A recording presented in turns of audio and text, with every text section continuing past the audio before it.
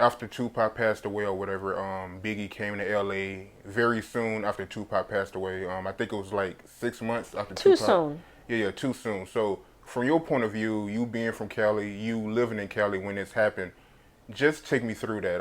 Biggie coming to LA, how people felt about Biggie being down here so soon after Tupac death, him being on radio stations, him being on the Steve Harvey show. I think Puffy was on the Steve Harvey show or something like that. Right. Just him just coming down here promoting Life After Death and all that. Just tell me about that whole situation, how you feel, how people feel about Biggie being down here, and Biggie getting killed and all that. Like, just tell me. It was completely disrespectful, and we got to keep in mind that Biggie was just the artist, and you even hear when you listen to his album when he was recording, he said, "We're going to Cali, really?" And Puff's like, "We got to get that money." Um, the money was put before your artist. I mean, I'm sure Biggie at this point didn't think it was a good idea to come down there because it was a very bad idea to come to LA 6 months after our guy, our West Coast artist that was killed. That was a horrible move. And I don't think Biggie, I think he was apprehensive about coming down here, but he's still the artist and has to follow behind the direction of his team. And, that was a very bad call that Puffy made to bring him down here in the middle of turmoil, in the middle of these people suffering still. It was still, that wound was fresh and new. Pac is gone and it's still resonating, it's still hurting. I mean, we just lost him and there was no funeral. We didn't get to say our last goodbyes. So it's still hurting. And next thing you know, Biggie's coming down here to hang in LA and get on the radio. No, it didn't sit well with nobody in LA. It did not sit well. Like, are you coming to like mash this in our face? It was not a good look.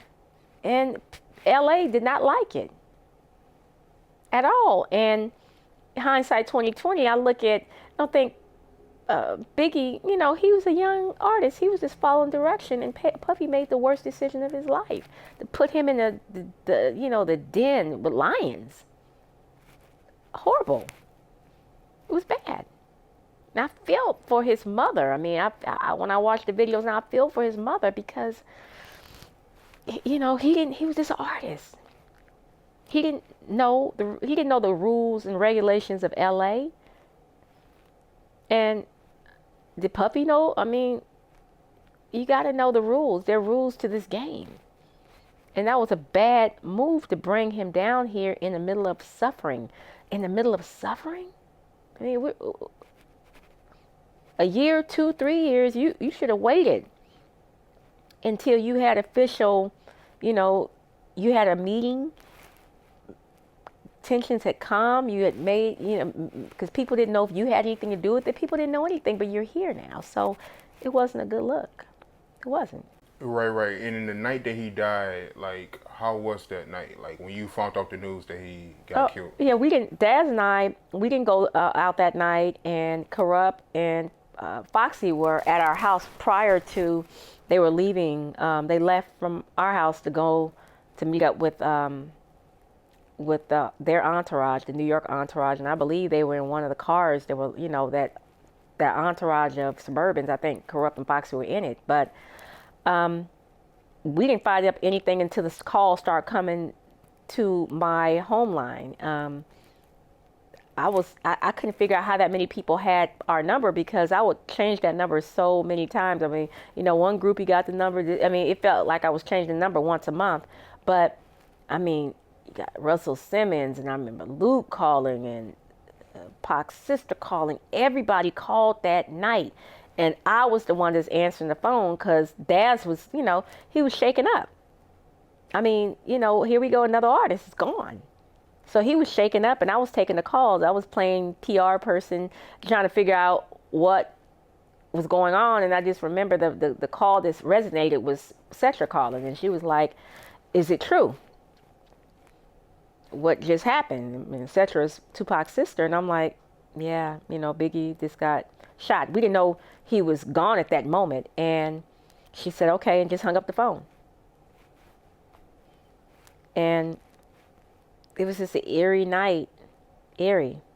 I remember having to go. I remember the New York people, they were afraid at this moment because Biggie just got killed. So people were trying to figure out how to get out of here. I mean, I heard people, going through San Diego, different places, not LAX.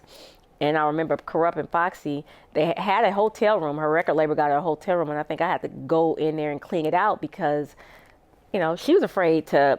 People were afraid. They were getting the hell up out of here. They're like, "Fuck this, we're out."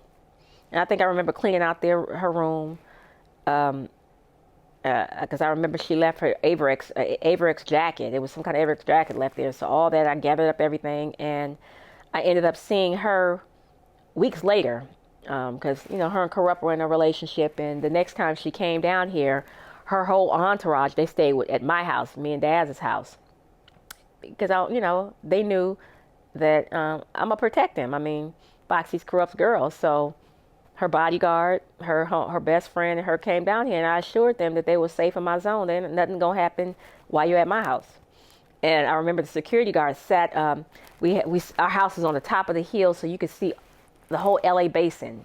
We sat all the way at the top, and the driveway, it was iron gates around our house, and the iron gate, so it was nobody could come in. And then there's a guard at the gate too. We lived in a subdivision, and there's a live iron guard at the gate, so nobody could get in.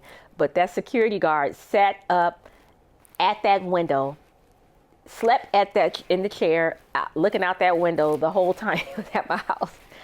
I was like, wow. I said, I'm going to protect you, bro. It's nothing going to happen. You're in my zone. I'm not going to let nothing happen to you and Foxy and her best friends. Not here. So they were safe, kept them safe. Foxy came down, acted a fool. I almost burnt down my daughter's bathroom, burning Corrupt's clothes up. But, the house survived. It survived.